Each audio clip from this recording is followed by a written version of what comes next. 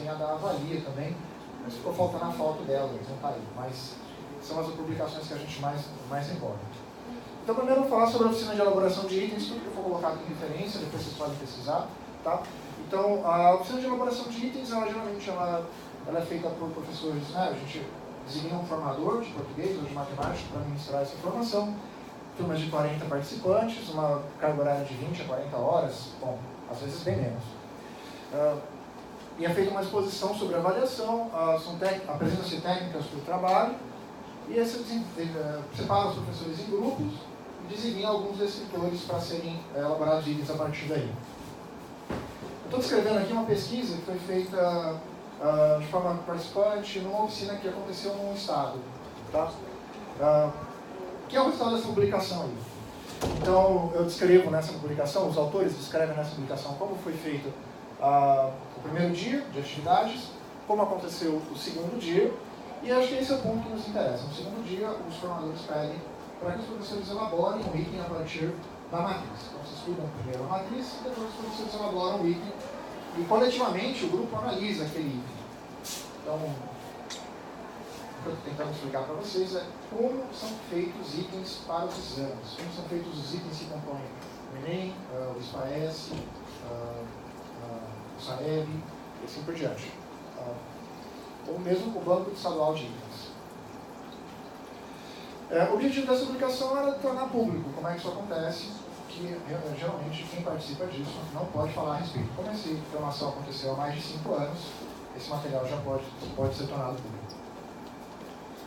Bom, como se dá a elaboração de um item? Então, como é que se elabora isso? Né? Que é a matéria que é passada na oficina de elaboração de itens. Vamos falar um pouco sobre isso. Então, a primeira coisa, a gente precisa analisar o descritor. De qual descritor eu quero elaborar um item? Então, tem lá a matriz, todos aqui conhecem a matriz do SPAES, está disponível no site do SEDUC. Imagino que todos conheçam. Todos conhecem. Alguém nunca ouviu falar de matriz de SPAES, por gentileza? Não, todos. Muito bom. Então, a primeira coisa, a gente analisa um descritor. A gente escolhe um descritor e analisa o que é pedido nele. Em seguida, a gente vai procurar um suporte, ou um texto base, uma figura, que poderia proporcionar um exercício, né, uma atividade para o aluno partir em cima daquele descritor. O terceiro ponto é formular distratores plausíveis. E é aqui que entra o nosso conhecimento de professores licenciados, professores especialistas no ensino de uma disciplina. Somente nós temos a capacidade de elaborar distratores plausíveis. O que é isso? É tentar traçar os possíveis erros que o aluno vai cometer na hora de tentar resolver aquele exercício proposto.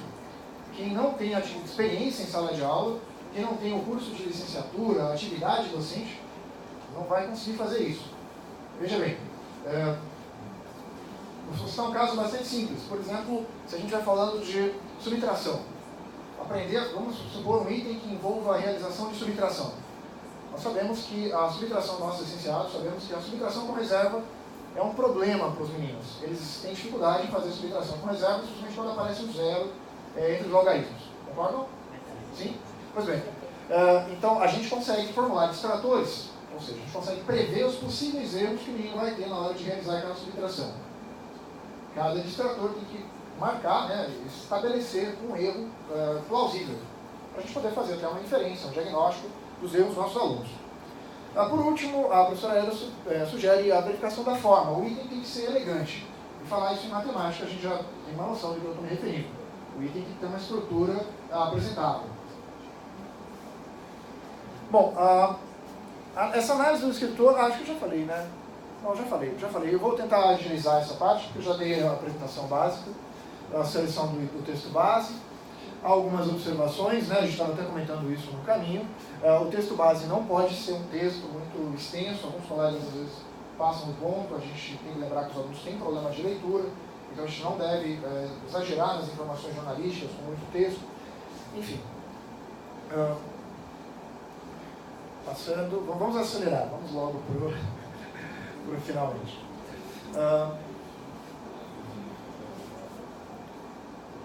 Assim, isso é importante. Quando a gente pensa nos distratores do item, eu estou falando de distratores, acho que todos me entendem, eu estou falando as alternativas erradas, né? As que não são o gabarito. É muito importante que a gente escreva o que cada distrator representa. Porque, claro, a gente sabe, né? A gente quando elabora um item, a gente sabe que aquele caminho que o menino vai seguir, se for um caminho errado, vai levar a essa resposta que é incorreta. Mas se eu não escrevo isso, fica difícil de eu apresentar para um colega depois. Às vezes um colega que não está presente na hora de receber o item que eu elaborei. Faz sentido o que eu estou falando? Vocês têm contato com o BEIC, né, o Banco Estadual de Itens. O Banco Estadual de Itens pede que isso seja escrito. Então toda vez que você formula um item, terminou de montar o enunciado, o comando do item, é só pensar nos distratores, vai escrevendo do lado os caminhos que o menino pode seguir. Vamos supor que seja um item de geometria, calcular a área do triângulo retângulo. O menino não calculou a área do triângulo retângulo, ele somou os lados. Aí você escreve. Esse distrator refere-se ao aluno que não calculou a área, mas fez a soma dos lados, calculou o perímetro, portanto. Então, para você também... claro, a nossa memória também não é perfeita. A gente precisa depois se lembrar do que significavam cada um daqueles distratores. E às vezes a gente não anota, e às vezes elabora-se 30, 40 itens numa pegada só, e você não lembra mais do que aqueles distratores significavam. Bom, de novo, verificação da forma, várias coisas, vários detalhes, o manual do CAED é bem minucioso quanto a isso. Então, a apresentação visual, a gente matemático tem muita preocupação com essa apresentação visual das coisas. Conferir pontuação, uso de maiúsculas, minúsculas, os bancos estaduais são muito rigorosos quanto a isso. O manual do CAED tem... Esse manual do CAED está disponível na internet, tá? Tem o link. Bom, nós não precisamos do link, só jogar esse nome no Google e ele já aparece. Os princípios centrais na elaboração, na composição de um bom item, agora a gente vai falar de um bom item, né? Quais seriam os princípios centrais na composição de um bom item de matemática? Primeiro, a contextualização. Então é importante que essa contextualização não seja forçada, não seja exagerada. Há um exemplo clássico de um item do Enem, cuja contextualização era, o conteúdo era coordenada de ponto no R3, e a contextualização era um míssil. O míssil sai de um determinado lugar, sobe tanto, vira tanto, desce tanto, avança tanto. Isso é trajetória de míssil? Nesse caso, ficou clássico, né? Uma contextualização extremamente forçada e que não fazia o menor sentido para o aluno. Não custava nada ter trocado o míssil por helicóptero. O helicóptero, sim, pode se deslocar dessa posição. Mas o elaborador não teve essa, acho que, sensibilidade, né? de separar que o menino lá, o que ele está lendo tem que fazer sentido dentro da realidade dele. Unidimensionalidade é um aspecto muito importante. O item tem que avaliar um único descritor da matriz. Se por acaso você olhar para um item e pensar, esse item aqui pode ser 2 descritores. Eu acho que no Enem acontece isso com frequência. A gente olha o item e tenta encontrar qual é a competência e habilidade desse item. Não sei. Eu acho que é H7, mas também está com cara de H2. Já aconteceu isso com vocês, analisando o Enem? Então quer dizer que o item não é bom. O item não está bem feito. Por que ele está no Enem, então? Bom, é um problema dado, né? A gente pode conversar sobre isso, tenho minhas opiniões, mas não tenho nenhuma certeza. No SPAES, a gente prima para que isso nunca aconteça. Nenhum item, pelo menos a gente espera, dentro da diagnóstica quanto do SPAES, deveria cair nessa contradição. Todos têm que examinar, avaliar um único descritor. Certo? Na elaboração de vocês também, para que o dado elaborado, o dado obtido seja mais fiel, tem que primar por isso também. E resolução de situação-problema. Eu acho essa parte interessante. Acho que contextualização já falei. E a resolução-problema, eu acho que a gente tem que estar sempre colocando para o nosso aluno um desafio.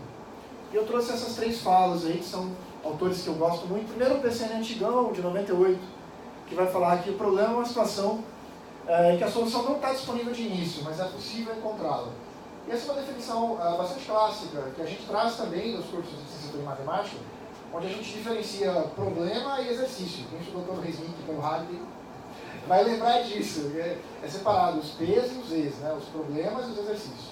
O exercício é aquela replicação de fórmula, né? E o problema é aquilo que a resposta não está imediatamente disponível. Mas a dona Lourdes Onoshiki, ela vai dar uma outra definição. Ela vai dizer que problema é tudo aquilo que o aluno está interessado em resolver, mas que ele ainda não sabe como resolver. Então, a definição da Dona Lourdes lembra também que, às vezes, o problema é um problema para mim, é um problema para vocês, professores de matemática, mas não é um problema para o aluno. Então, novamente, a gente precisa contextualizar o que a gente está colocando, trazer para a realidade do aluno. E o professor Vandevalle, o livro dele é maravilhoso, quem puder conhecer, puder ler, não pode haver por parte do aluno uma percepção de que é um método correto, específico de solução. O professor Vandevalle vai propor os problemas que ele apresenta como sugestão para a sala de aula, que a gente exercite o hábito de apresentar problemas com vários caminhos de solução para os nossos alunos. O livro dele é maravilhoso. Bom, análise dos descritores de SPAES 2018. Vou fazer uma análise, então, agora para os descritores de matemática. Tá? Essa é a proficiência do nosso estado, eu não sei, acho que a Paula falou um pouco disso. A proficiência de matemática está crescendo, não muito. Está dando para ver que esse gráfico está, como é que a gente fala? Quebrado, né? Ele não está na escala, ele não está no 0 e no 500 lá em cima, ele está distorcido. Mas está crescendo, tá? Está aumentando, estamos subindo. O que não tem referência é a produção da casa, tá, gente? Então, não tem referência? Não, é a produção nossa isso. Tá bom? Então, essa é a proficiência média das CRED e CEFOR. Então, a gente dá uma ideia do nosso desafio, do tamanho do nosso desafio aqui hoje. Esse dado traz o crescimento de 2017 para 2018, que também reforça a ideia do nosso desafio aqui hoje, da nossa preocupação em trazer aqui algo que possa, de fato, contribuir com o trabalho de vocês. E esse é um dos descritores da matriz e a percentual de acerto. Eu usei pequenos desenhinhos, rabiscos aí, para ilustrar o que são esses descritores. Porque a gente não... Bom, eu decorei uma parte da matriz, mas não toda. Mas quem está em sala de aula não é obrigado a decorar a matriz. Então eu trouxe essas figurinhas aí para a gente associar. O primeiro aqui, o D71. O meu desenho está bom? Ele indica o que o D71 representa? Quem não sabe o que é o D71. Aquele desenho é suficiente para dizer? O que, professor? Área de figura espacial, né? Ah, legal, legal. Foi eu que rabisquei isso ontem. Então, o D71, área de figura espacial, D56, equação de circunferência, D54, área de triângulo dado 3 pontos. São os piores, né? Os piores, pelo menos a nível estadual. Né? Estamos olhando aí para o Ceará. E os melhores são planificação de planificação de sólidos, localização de ponto em plano cartesiano e a leitura de gráfico. Leitura de gráfico é o melhor, né? Legal, né? Que bom. Né? O João Pedro da Ponte tem uma fala bem perigosa sobre isso. Tá? Então a gente vai falar sobre ela. Vamos lá.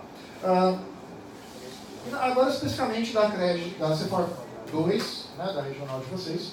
Então a gente vê alguma diferença da posição do Ceará para nós. Né? Então a gente tem uma diferença aqui, um descritor que muda.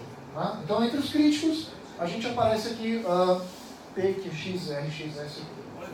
Polinômios, exatamente. Né? Decomposição de polinômios de primeiro grau e as suas raízes. Né? Localização das suas raízes. Bom, enfim. O professor João Pedro da Ponte vai dizer que os gráficos e a localização de ponto no plano são os descritores que mais apresentam sucesso nas avaliações externas a nível mundial, não só a nível cearense. Porque são habilidades que os alunos aprendem, inclusive, fora da escola. As habilidades que ele aprende na escola, a gente tem muita dificuldade em fazer com que a proficiência cresça. Pois não?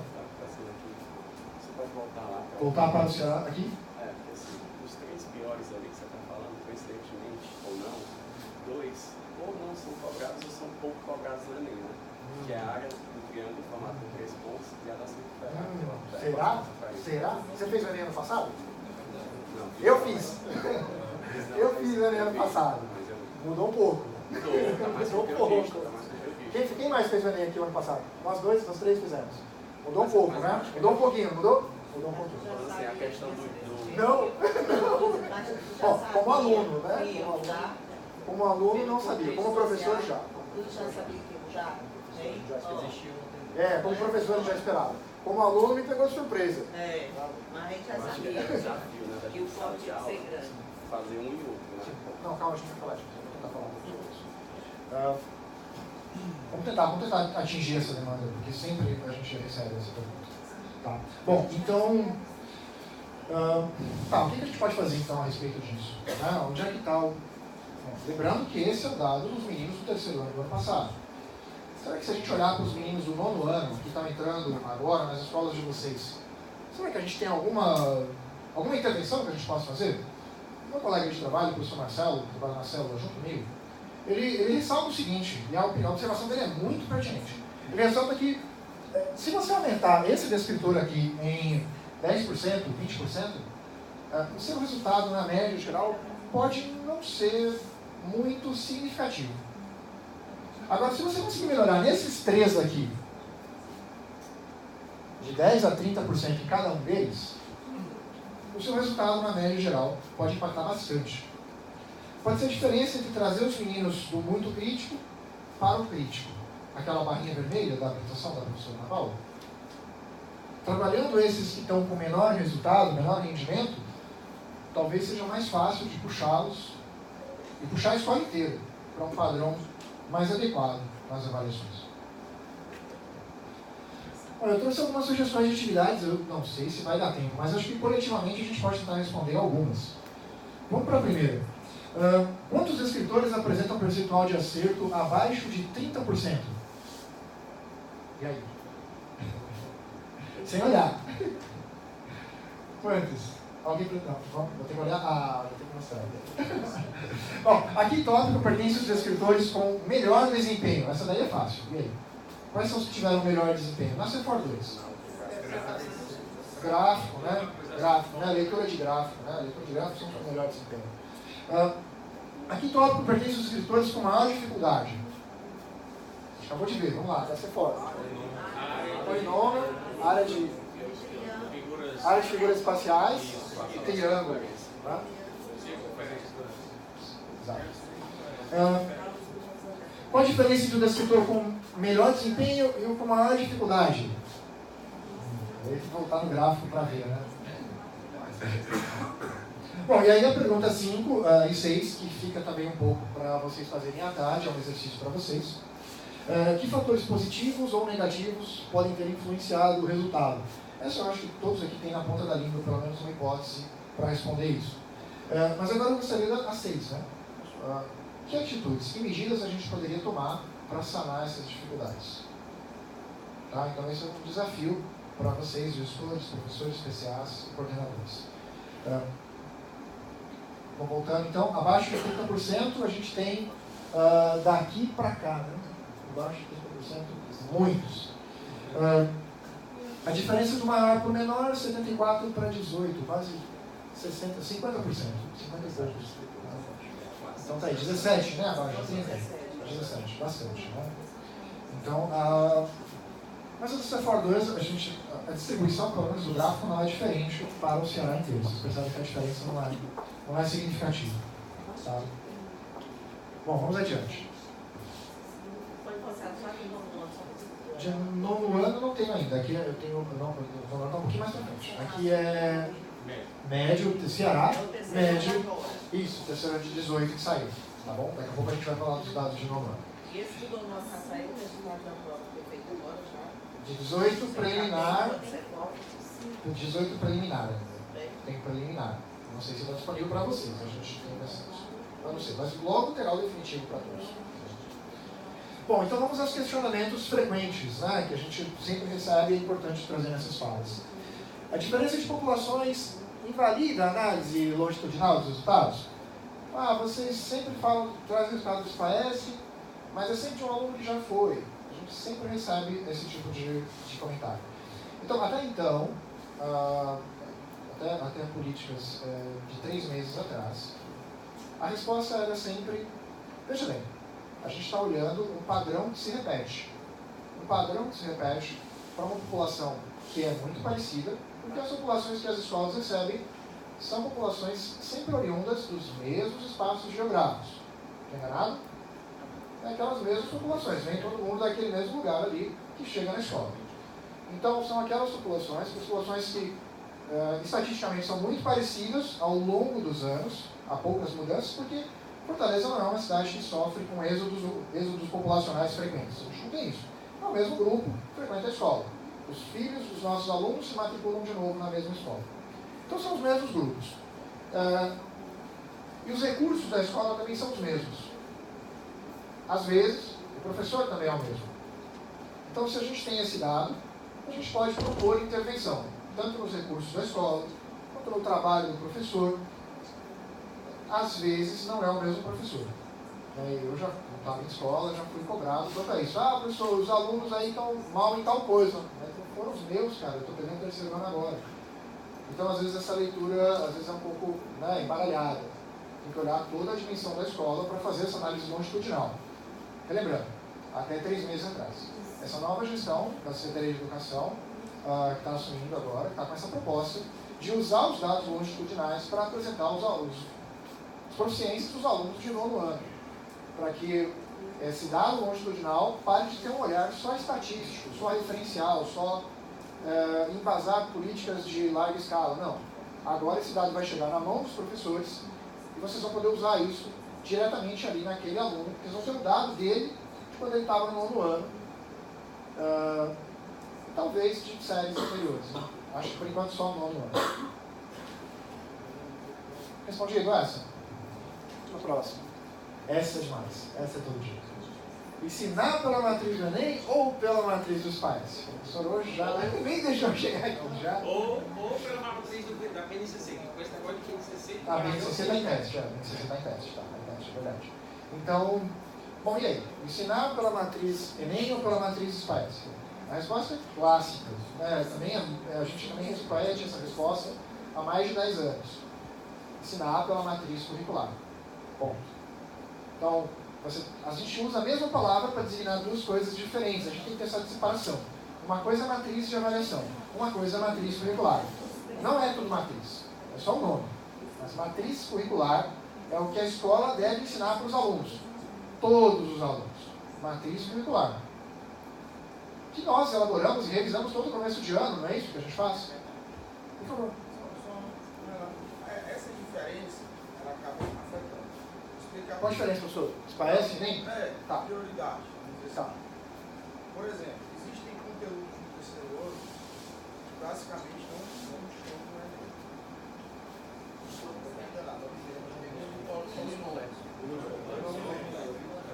complexos também. A geometria analítica começou a vir um pouco mais uns 3, 4 anos agora.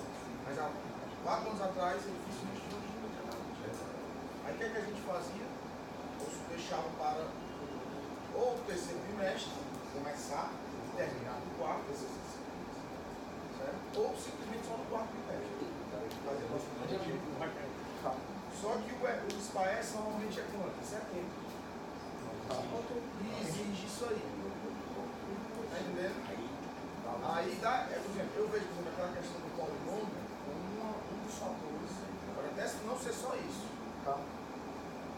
Pode até não ser só isso, né? A gente tem que ver vários fatores, mas eu vejo muitos fatores. E a própria geometria analítica também, que já está finalmente. Pelo menos no terceiro trimestre. Então, vamos retomar, certo? Então vamos definir exatamente o que é matriz curricular e o que é matriz de avaliação. Então, a matriz curricular é o que a escola de ciência deve ensinar. Esse programa já está definido, é aquilo que vocês vão ensinar. Então, como a professora Paula falou, cada escola tem a sua definição de currículo. Pois bem, e o que é a matriz de avaliação? A matriz de avaliação é um recorte daquilo lá. Então, está ali o que vocês têm que ensinar lá na matriz curricular. Aí, para comprar uma matriz de avaliação, a gente pega uma pinça, vai lá e cata esse, porque uma prova única, feita no final do terceiro ano, nunca vai ter condições de avaliar a matriz curricular inteira. Vocês têm noção do que é a matriz curricular inteira dos 3 anos do ensino médio para matemática. Não tem como fazer uma prova que avalie aquilo tudo. A não ser que a prova durasse, sei lá, mais 3 dias de prova. Não faz sentido. Então a gente pensa alguns itens, alguns elementos que compõem, idealmente, você fazendo conta de toda a matriz curricular, então idealmente o menino vai ser bom no Enem, nos PAES, no SAEB, nas provas internacionais e todas as possíveis. Tudo bem até aqui? Bom, evidente que na hora do frigir dos ovos, na hora de fazer o planejamento, a gente precisa pensar o que a gente vai ensinar, precisa escolher. Nem toda a matriz curricular da escola a gente consegue cobrir ao longo dos 3 anos de ensino médio. Alguma coisa a gente tem que tirar. Eu já tive em sala de aula também, alguns coordenadores, se tiver coordenador aqui, vai ter que tirar por isso, mas a gente não consegue dar conta de tudo que a gente diz que vai dar conta em janeiro. Estou enganado? Estou falando só do meu caso, alguém aqui vai levantar, eu dou até mais. Alguém vai falar isso? Então, a gente não consegue. Chega uma hora que a gente tem que sentar, especialmente em julho, é o momento, a gente senta em julho e fala, ó, vamos ver, não está dando tudo isso, vamos dar uma ajeitada, vamos tirar alguma coisa. Então, nesse momento, a gente vai fazer aquela escolha, como o colega falou, como o colega também comentou, a gente acaba priorizando o que vem para o Enem e o que vem para os pais. A questão é, o Enem mudou. Né? Eu, como eu falei agora há pouco, eu fiz Enem ano passado, o Enem está muito, muito diferente, está muito conteudista. Então, a gente teve questão no Enem esse ano, números complexos eu não vou lembrar, mas tinha questão de polinômio, tinha questão de circunferência, de equação de circunferência, tinha umas questões cabulosas naquele Enem, eu não tenho vergonha nenhuma de falar, que das 45 questões eu só consegui fazer 30. Nenhuma vergonha de falar. Se alguém falar que pegou a prova que fez as 45, eu vou dizer que é mentira, porque não dá pra... Tu tem como fazer aquelas 40. A gente que é professor, não. Talvez o menino treinado para isso, direcionado para isso, os alunos de vocês, provavelmente devem conseguir chegar a passar das 40. Mas nós, que nosso conhecimento é ensinar, nosso conhecimento não é específico para responder a questão, o meu é para ensinar, não consegui fazer mais que 30. Então, a prova veio muito difícil. Eu entendi o objetivo, né? O objetivo era selecionar, né? Estava tendo problema no Enem, porque os meninos de medicina estavam todos fechando a prova. Vocês são dessa época? Foram professores nessa época? Lembram dessa geração, né? Que os 80 primeiros classificados em medicina fecharam a prova do Enem. Então, há necessidade de ser um exame mesmo, como a professora Paula falou, de realmente selecionar os meninos. Bom, então vamos agora para essa joia do bolo, né? Que são os dados dos alunos atuais, quando eles estavam lá no nono ano, para a nossa cereja. Eu vou ficar devendo o primeiro eixo, tá? O números e operações eu vou ficar devendo, porque o desenho realmente ficou muito feio, o organograma das habilidades, então esse eu vou ficar devendo, vai ficar para um próximo encontro. Então a gente vai começar de convivendo com geometria, o segundo eixo de matemática. Então lá as habilidades do nono ano e as habilidades que eles devem, que a gente imagina que há uma correspondência entre elas e essas habilidades do terceiro ano e ensino médio. Das habilidades do nono ano, que a gente espera que haja uma correspondência no terceiro ano médio, os resultados não estão ruins. Os meninos que vocês estão recebendo agora estão com percentuais de acerto acima de 30%. Então, há uma necessidade de dar uma olhada nisso, né? Mas não é o foco, não vai ser o foco da minha fala hoje. Na minha fala hoje eu vou olhar para os próximos eixos. Eu vou olhar para vivenciando medidas. Inclusive a gente vai ter mais exercício daqui a pouco sobre isso. A gente gostaria que o menino melhorasse a área do volume, né? A área de uma superfície. A área de uma superfície tridimensional. Só que não tem como ele melhorar isso se ele já está chegando do nono ano com problemas no D67. E aí eu tenho uma outra figurinha ali para dizer o que é o D67. A área de figuras planas, né? Que é aquele A dentro do quadradinho. Tá? É um ícone bem rudimentar. Tá? Então, se ele está chegando com 18% de acerto em cálculo de área de figuras planas, a gente vai ter dificuldade para subir o valor desse descritor nos próximos exames, né, os próximos SPAES que a gente tem pela frente. Lembrando que esse descritor não está muito longe do valor da porcentagem de acerto dos alunos do ano passado. Tá? Então, veja bem, se a área de figuras planas 18% acertou, a gente entende que mais ou menos uns 18% vão conseguir acertar a área de figuras tridimensionais. A área da superfície de figuras tridimensionais. Que é mais ou menos o percentual de acerto que a gente teve no ano passado. Entendeu o que eu digo? A população não é muito diferente. Os percentuais de acerto que a população do ano passado teve, se nada for feito, vai continuar se repetindo nos próximos anos. Tudo bem? Bom, da mesma forma, para volume, o cálculo de volume depende do D69, que é problemas com volumes em geral. É uma simplificação do D72. E que também está muito ruim. Eu também tenho uma atividade sobre ele. Espero que tenha. Já o de gráficos, a gente vê que os meninos chegam já no nono ano, já tendo uma compreensão sobre gráficos. O D75 é uma simplificação do D76, mas ambos se referem à leitura de gráficos e tabelas. Então o menino chegou do nono ano, já esses alunos que estão ensinando agora, 57% deles já acertaram os itens que foram apresentados para eles sobre a análise de gráfico. Então eles já são uma população que entende bem, resolve bem problemas com gráficos. O último do cantinho de cá é média, moda, mediana. No nono ano é exigido resolver problemas com média. E no terceiro ano vai ser cobrado com média, moda e mediana. Dizer padrão também? Dizer padrão também. Eu acho que não, acho que nos parece só média, moda e mediana. Média, moda e mediana, se eu não me engano. Bom, mas o que a gente vai fazer com todos esses dados? Né? O que a gente faz com tudo isso? Então tem um trabalhinho aí que diz que, além da gente fazer essas análises descritivas, a gente tem que propor intervenções. A gente tem que levar isso para a sala de aula. Tem que tentar fazer com que isso chegue na sala de aula, que realmente cause impacto na população. Vamos tentar. Então eu vou falar um pouquinho sobre planejamento. Foi uma das demandas da CIFOR. Eles vieram pedir para a gente falar um pouquinho sobre como é que a gente leva o que a gente falou aqui para o planejamento.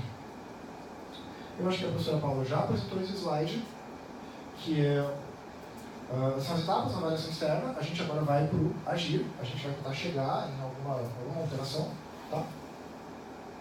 Esse gráfico é produção nossa, também eu não achei a referência. Então, a gente está nesse lado de cá. A gente está nesse pedacinho aqui. A gente tem a avaliação aconteceu, os dados chegaram, e a gente vai agora fazer a mediação pedagógica, fazer um planejamento ou tentar fazer um replanejamento e tentar levar isso para a execução, tentar trazer alguma mudança nos indicadores. Eu vou apresentar então um processo de trabalho, de formação e de planejamento que o professor João Pedro da Ponte tem chamado de estudo de aula ou estudos de aula, ou estudos de lição, em algumas traduções estudos de lição. Essa é a equipe do professor João Pedro. Bom, estudo de aula é um processo de desenvolvimento profissional que começou no Japão, onde os professores trabalham em conjunto, em grupo, na análise e na discussão de um plano de aula. Elaboração, análise e discussão de um plano de aula. Então a gente escolhe um plano de aula. Primeiro a gente escolhe um plano de aula, escolhe um tema para trabalhar. E eu acho que a avaliação externa já traz esse tema, quando ela aponta os descritores que precisam ser trabalhados pela população que vocês têm na escola. A gente monta esse plano de aula coletivamente.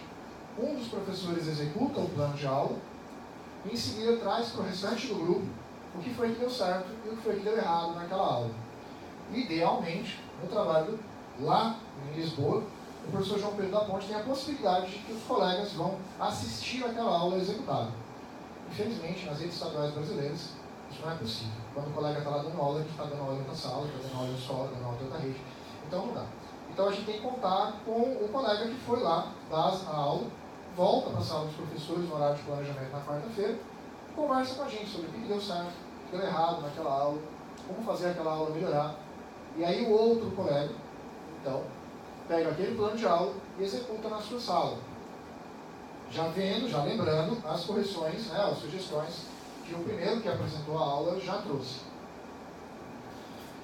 A gente tem observado que essa metodologia ela tem permitido aprofundar os conhecimentos do professor sobre aquele conteúdo, porque o planejamento é feito coletivo, então já sana as dúvidas que vão surgindo ali na hora, uns com os outros, e ajuda os professores a refletir sobre a pertinência de mudar alguma prática, mudar alguma coisa. De repente eu faço alguma coisa que na minha sala de aula não deu certo, e eu não sei, não tenho com quem conversar.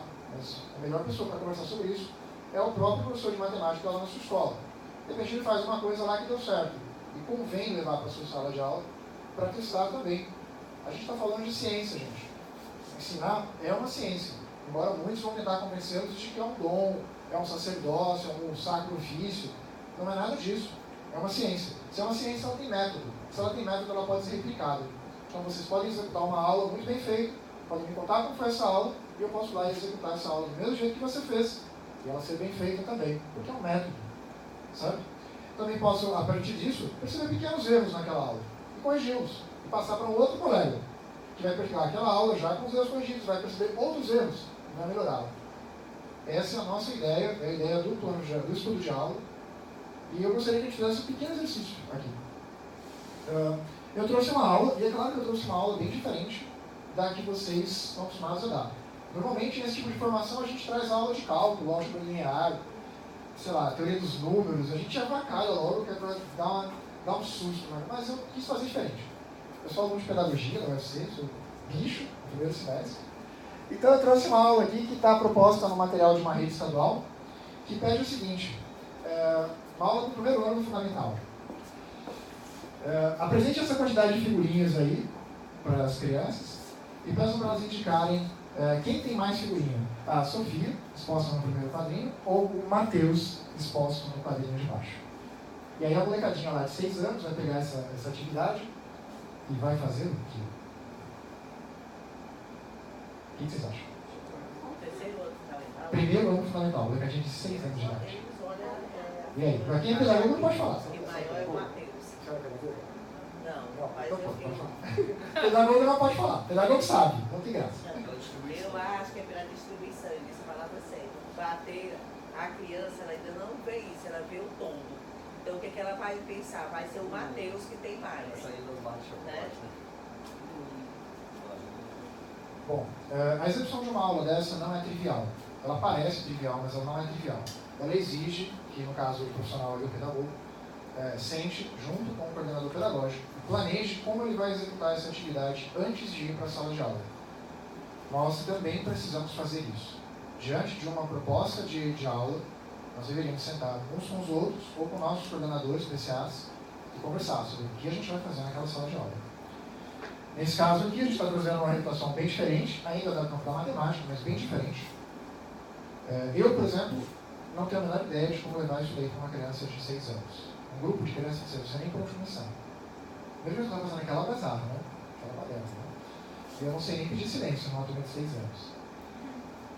Não sei, não tenho vergonha de dizer isso. Eu estou no terceiro ano médio, te dá os gritos, eles são calados, mas eu não estou de 6 anos. Se você gritar, de repente eles podem chorar, e aí? Então é diferente, a situação é diferente.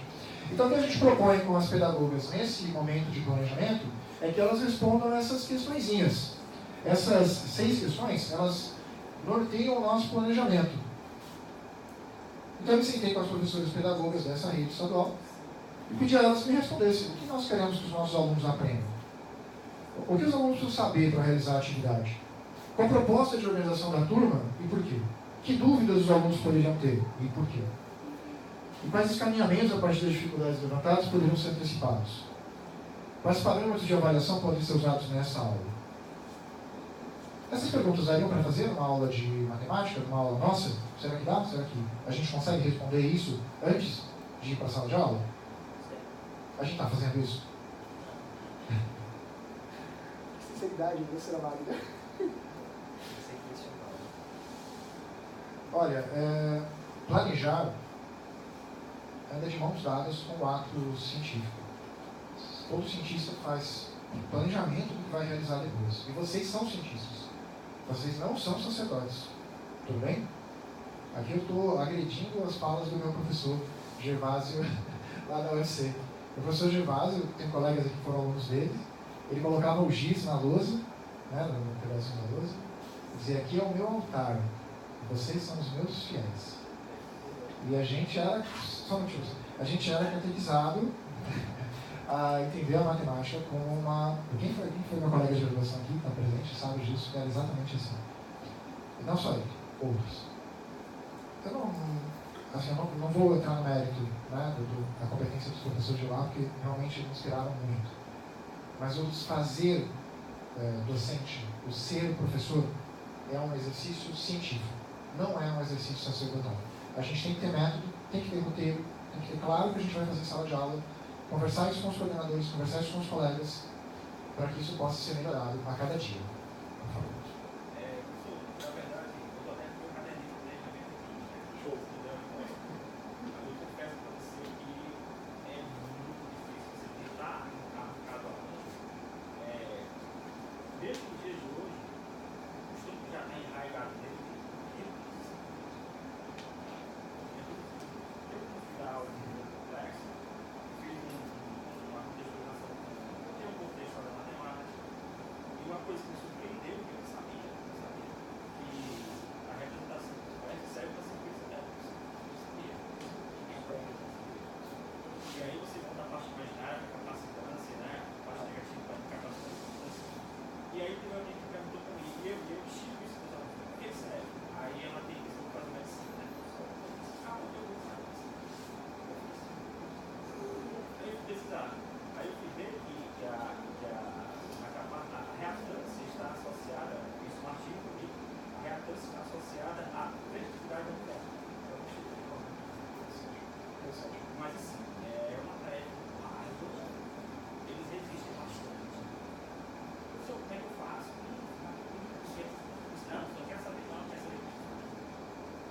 Sem dúvida. E isso é reproduzido por colegas, porque eu percebo que, particularmente, eu sofro bastante por fazer essa forma.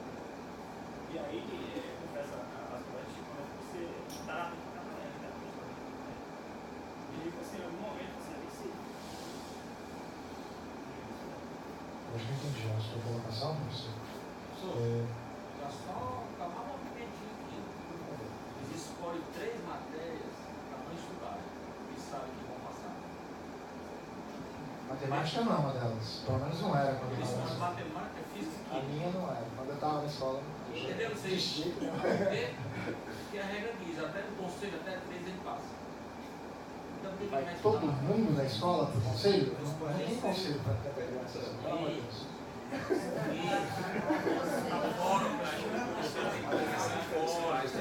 Eu tive no conselho, são 2 funcionários, cara. 2 funcionários, 1 é segurança. Não tem gente lá para dar conta de tanto processo assim. É mínimo lá, isso tudo lá é mínimo. Bom, enfim. Bom, brincadeiras à parte. Sim, a gente tem que fazer uma mudança, tem que promover uma mudança na cultura escolar, em vários aspectos. Quem vai falar sobre isso muito é o professor Vandevalle, quando eu citei solução de problemas.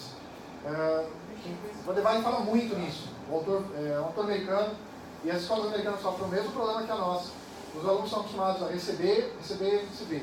E problemas prontos com respostas prontas. Quando o Vandevalle propõe que a gente dê problemas abertos, que a gente instigue o aluno a fazer, que a gente o provoque, o Vandevalle sabe que tanto, assim, ele está pensando nas escolas americanas, mas a realidade é igual à nossa. Os alunos vão bater de frente, eles não vão aceitar isso, eles querem modelinhos prontos para reproduzir. O que o Vandevalle vai dizer então? Que a gente tem que ser persistente. Nem que você vai de pouco, vai de pouco. O que eu estou tentando falar aqui não é exatamente sobre resolução de problemas, que é um ponto interessante também. Estou tentando falar de planejamento. Quando você quiser sentar com o seu colega para conversar sobre planejamento, tem muitos especialistas aqui que vão entender o que eu estou falando, sabe que os colegas vão ser resistentes na hora de falar sobre planejamento. Mas você vai tentando, aos poucos. Vamos planejar um dia, né? Vamos planejar uma aula, vamos ver o que vai acontecer. Aos poucos você vai quebrando essa cultura escolar.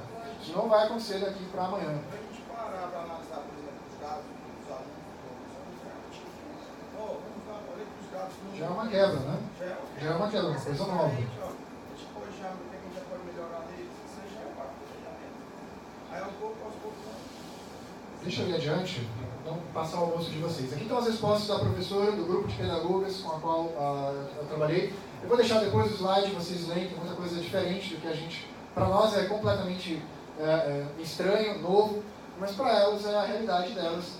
E muitas delas fazem isso no automático. O que a gente fez nesse dia foi sentar e planejar antes de fazer. Com o uso de material, contato em dedo, usar material concreto, tampinhas, enfim. Para elas isso é bem cotidiano, só que sem planejamento também dá errado. Os pedagogas também não são artistas, também não são freiras nem sacerdotisas. Se chegar lá na hora e tentar fazer de qualquer jeito, vai sair errado. Então a gente senta, planeja e executa depois. Bom, e depois a gente faz então essa discussão do que foi feito lá em sala de aula, também proposto pelo Ponte. E nos trabalhos, tanto dele quanto publicados no Brasil, já tem muitos grupos aqui no Brasil trabalhando com estudo de aula, a gente tem concluído que isso tem desenvolvido a capacidade nos professores, a capacidade de analisar a dificuldade dos alunos, identificar e valorizar aspectos interessantes do trabalho, analisar raciocínios do aluno e analisar coletivamente soluções erradas, que é uma coisa que o nosso professor às vezes é um pouco resistente. Por exemplo, propus uma atividade, achei que os meninos iam fazer de um jeito, eles fizeram de outro. O que será que isso indica? Pensar sozinho sobre isso é interessante, mas se eu tenho na escola outro professor de matemática, se eu tenho na escola um PCA, eu tenho na escola um coordenador, e o mais interessante, eu tenho um cara que no turno da tarde, ou que no dia seguinte, vai replicar a mesma aula. Ele vai dar aula do mesmo conteúdo. Então, o que custa eu sentar com ele e conversar sobre a aula que ele vai dar amanhã? Ou ainda, se sou eu no caso, eu vou dar uma aula hoje que o cara deu na terça-feira passada. Tá certo, foi numa outra turma, mas a população é parecida, é a mesma escola. E aí, o que deu lá? O que deu? Você fez exercício do livro? Você está usando uma apostila? Deixa eu ver aí essa apostila, está dando certo ou não está? Qual a sequência de exercícios do livro você seguiu? Começou pelo primeiro, começou pelo último? Aí você chega para o cara lá e fala, comecei no sexto exercício, mas deu ruim, porque os meninos não quiseram fazer o outro. Ah, legal, então eu já não vou começar do sexto, vou começar do anterior. E o caderno de planejamento, ele é muito importante, onde você anota e registra o que deu certo e o que deu errado. Às vezes o livro do professor mesmo é todo rabiscado, de eu vou começar por esse, voltar para cá. Estou falando algum absurdo? A gente sabe que isso é necessário. Tá? O professor que dá aula muitos anos, numa mesma turma, no mesmo set de ensino, e reavalia a todo dia, toda a aula que ele deu, ao longo prazo ele se torna um excelente professor daquele ensino. O cara que pega o segundo ano, sou professor de matemática do segundo ano, mas toda vez que eu dou uma aula de probabilidade, de análise combinatória, eu chego em casa e anoto o que deu certo e o que deu errado. Eu reavalio, isso aqui deu certo, isso aqui deu errado, isso aqui deu certo. Esse plano de aula aqui que eu fiz no ano passado, tá show, esse aqui tem que mudar. E esse professor, ao longo do tempo, ele se torna um excelente professor daquele conteúdo. Tem essa possibilidade. Claro que esperamos que seja o caso de toda a rede. Então, a conclusão, já falei. E agora eu vou propor um exercício de planejamento, que é o que vocês vão fazer à tarde. Acho que tem mais 4 minutos. Tem quanto tempo ainda? Você pode usar para a gente ver? 10 minutos ainda? Então estão me dando 10 minutos. Então, todo mundo tem celular? Todo mundo sabe pegar QR Code? Não? Quem sabe pegar QR Code? Alguém? Pode pegar. Tem uma aula aí nesse QR Code, certo? E eu gostaria que a gente respondesse aí, né? O que queremos que os alunos aprendam com essa aula? Então, não sabem? Os alunos de vocês sabem. Com certeza os alunos de vocês sabem.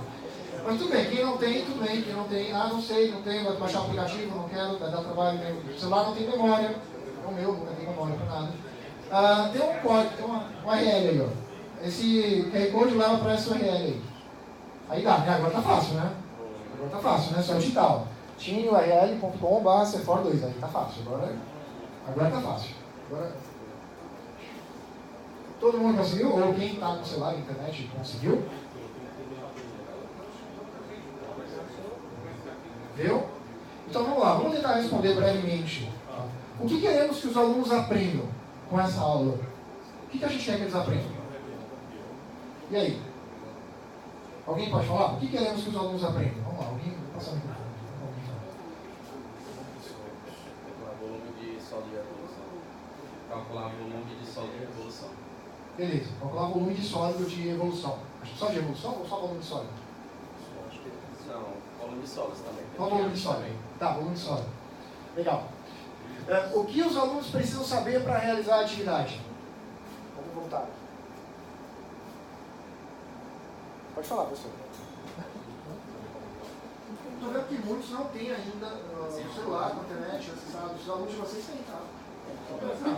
Tá? Eu trouxe. Tá bom? Então essa é a aula. Tá? A aula é essa aí. Volume. Foi tirado do UOL. O UOL tem uma plataforma muito boa com aulas mais ou menos prontas.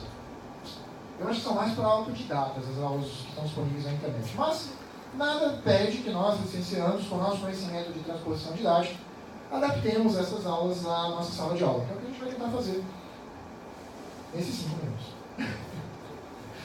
Então, o que os alunos precisam saber para realizar essa atividade aí?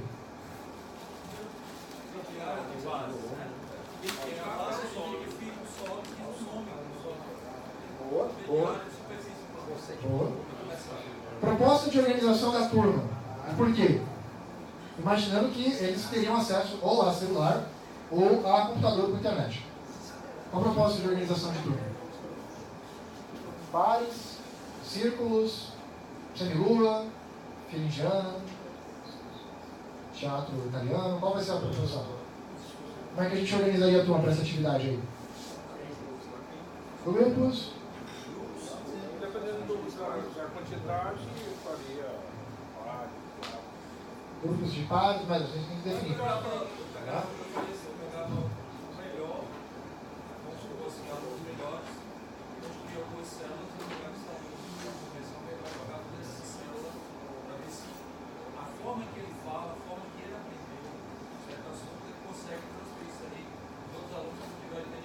Perfeito, perfeito.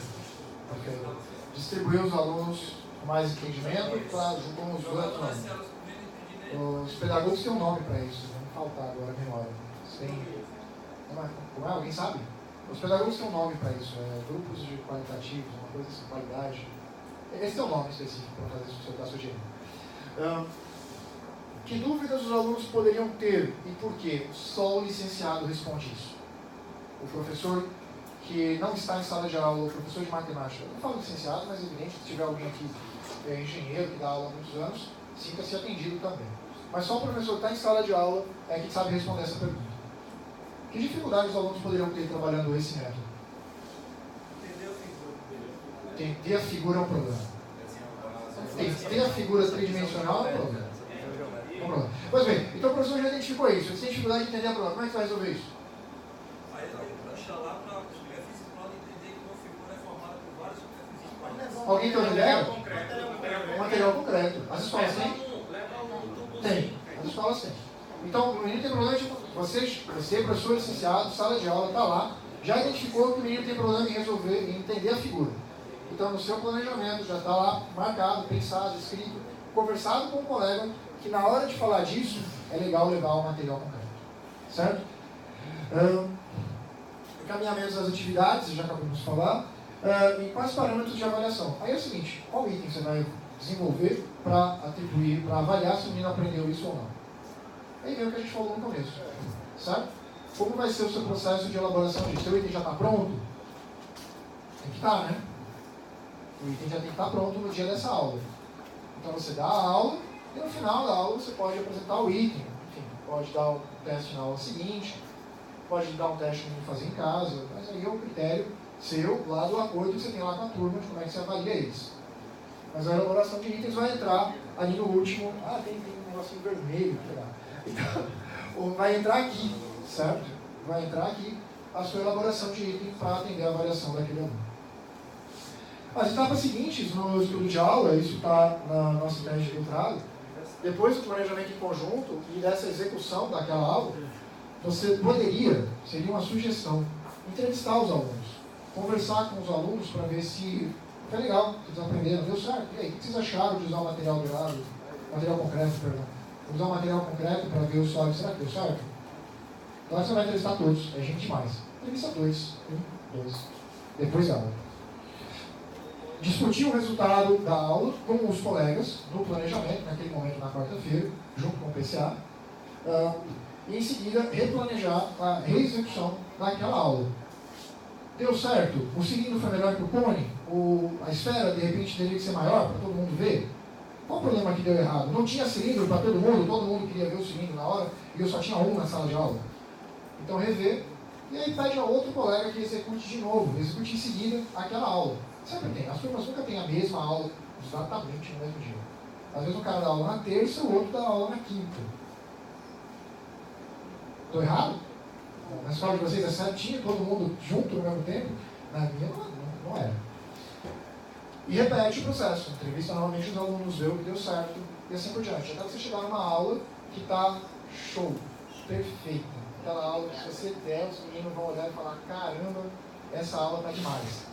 Aí quando você conseguir isso, você publica.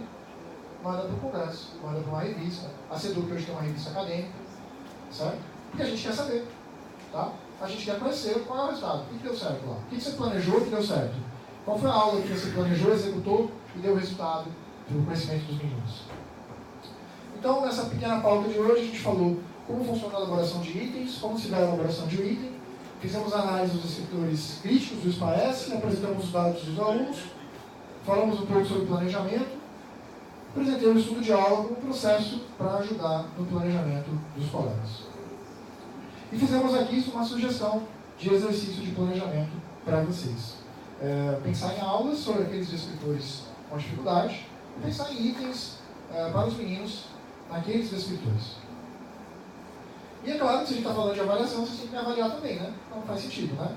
Eu venho aqui, falo de vocês avaliarem os alunos, falo de avaliar o trabalho de vocês e ninguém me avalia. Então, eu queria, se possível, vocês têm papel nessa pastinha que vocês ganharam dessa forma? Tem papel? Tem papel?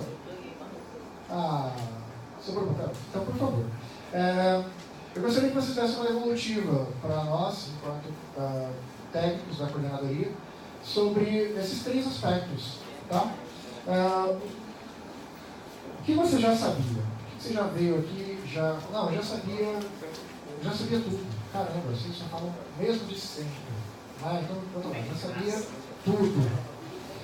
O que aprendi? Aprendi, não sei, o que ficou, né, do que a gente falou aqui hoje? O que foi novidade? Será que teve alguma coisa que a gente trouxe que acrescentou? E o mais importante para nós replanejarmos as nossas ações. Né? O que ficou dúvida e o que vocês gostariam de que a gente apresentasse melhor nas próximas pautas? A gente mandar um formulário da Adri, ela distribuiu para eles e a gente só vai fazer as pautas. Né? Se incomodarem, a gente diz assim, a gente manda via formulário Google. A professora Ana Paula apresentou uma sugestão bastante interessante. Quem não tiver, a gente gostaria de mandar um formulário para vocês responderem isso via Google. Então, quem não tiver manejo nessa tecnologia, a gente recebe, sem problema. Mas quem preferir, aí a gente pode encerrar, né, agora. Tá? Então a gente manda um formulário para as escolas, para os especiais, professores, coordenadores, diretores, com essas perguntas, e a gente guarda isso para melhorar o nosso trabalho. Gente, muito obrigado. Meu nome é Marco Aurélio, meu e-mail está aí. E essa apresentação está disponível nesse link aqui, ó. Time URL, se for 2, Merichelle é meu sobrenome. Está disponível para vocês baixarem. Tá bom? Fica à vontade. Obrigado.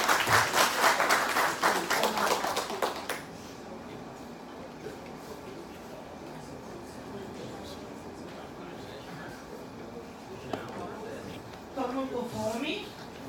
Só meia hora agora. A gente sai para almoçar. Brincadeira, gente. Só aproveitar o momento para agradecer aos dois professores, a Ana Paula, professor Marco Aurélio, certo? Pela manhã espetacular aqui. Eu que vejo realmente a matemática como um pequeno monstro, tento me adaptar a cada dia a essa realidade. A gente sabe da importância, certo? E aproveitar esse momento, então, realmente para a gente pensar com o planejamento coletivo. Como o professor Eduardo colocou de manhã, isso aqui tem que ser um momento como se estivéssemos lá na escola planejando as nossas aulas. E aí nós iniciamos pela parte da manhã com a contribuição dos meus professores, que colocaram um pouquinho para a gente sobre a avaliação. Claro que esse é o primeiro momento em que a gente vai se encontrar ao longo desse ano. A gente vai ter vários outros momentos ao longo do ano para reforçar. E aí, como o professor colocou, a gente quer saber de vocês, depois do processo avaliativo, o que é que vocês gostariam que fosse abordado para a gente dar continuidade a isso. Mas agora a gente vai para o almoço e no turno da tarde a gente não retorna para esse ambiente. Nós vamos para o Laboratório de Informática 2, que na subida da escadaria vai ficar bem em frente, no Laboratório 1, logo após o Laboratório 2, tá certo? O almoço está sendo servido na área de conveniência da FANOL. Vocês vão pegar à esquerda na escadaria, vocês já vão estar de frente com o espaço, tá bom? São aquelas